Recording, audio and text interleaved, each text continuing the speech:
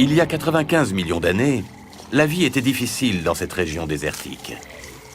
Seul un fleuve et ses rives offraient assez d'eau et de nourriture pour la faune. Le fleuve des géants.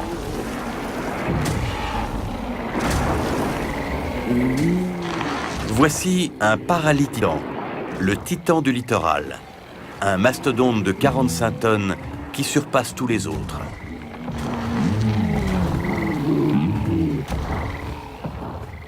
Sous un tel climat, les animaux de cette taille ont besoin de se désaltérer souvent. Les paralititans se tiennent toujours près de l'eau.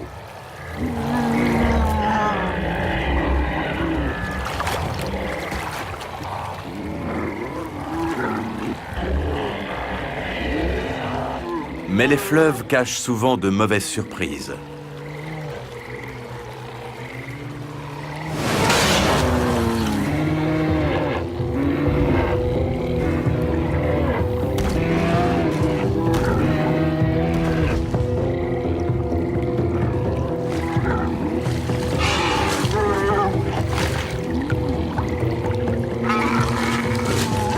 Ce jeune s'est embourbé sur la berge.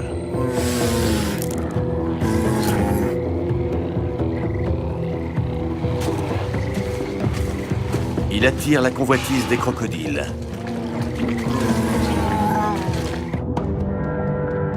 Mais il y a bien pire dans les méandres du fleuve.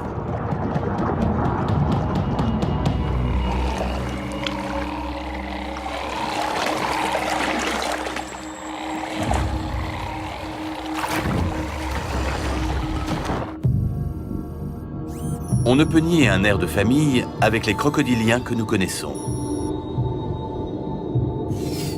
Si ce n'est qu'il fait le double des crocodiles actuels. Sa tête mesure à elle seule près de 2 mètres. C'est un Sarcosuchus.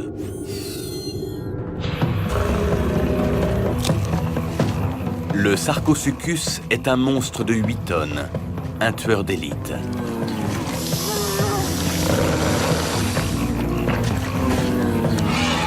On imagine la puissance qu'il lui faut pour attaquer ne serait-ce qu'un jeune paralititan et l'entraîner au fond de l'eau pour le noyer.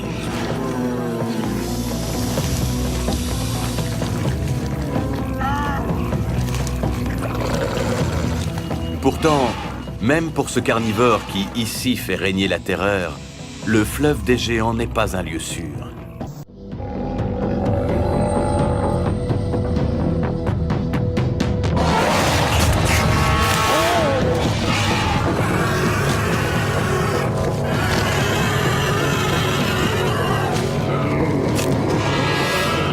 Si ce jeune paralititan échappe au crocodile monstrueux, ce sera hélas pour tomber dans la gueule d'un autre tueur.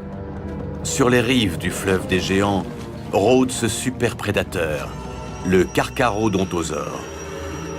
Un opportuniste, toujours à l'affût de la proie facile, l'individu affaibli, jeune ou blessé.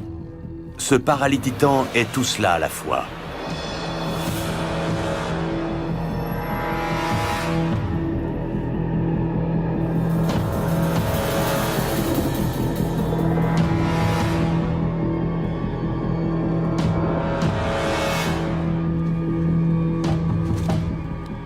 Dans ce sinistre tir à la corde, il ne peut y avoir qu'un gagnant.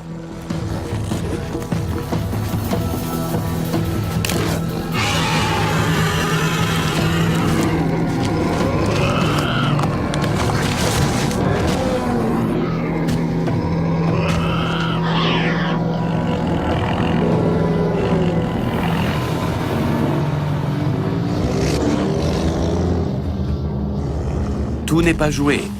Le Carcharodontosaure pourrait aisément achever la jeune victime, mais peut-il affronter un adulte de 45 tonnes?